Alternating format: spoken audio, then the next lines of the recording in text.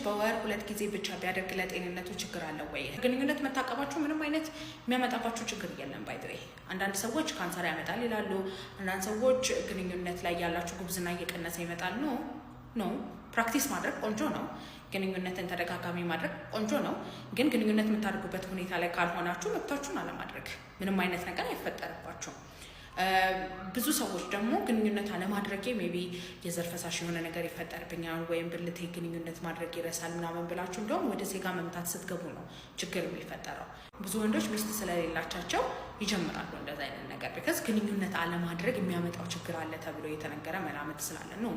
እንደውም ሴጋ መምታቱ ነው ጡንቻ ላይ ያለ ችግር፣ ነርቭ ላይ ያለ ችግር፣ ሆርሞኑን ምናምን አዛብቶ ለተለያዩ ስንፈተ ወሲብ የሚዳርጋችሁ እንጂ ግንኙነት አለማድረጉ አያመጣባችሁ። ወደ ሴጋ መምታት ፕራክቲስ ውስጥ ያላችሁ አሁንና ስንፈተ ወሲብ እያጋቀባችሁ ያላችሁ ሰዎች ደግሞ ባዮ ላይ ባለው ስልክ ቁጥር ደውላችሁ ቀጠሮ አስይዛችሁ መምጣት ትችላላችሁ። በሬ ሁልጊዜ ክፍት ነው። ባይ ባይ።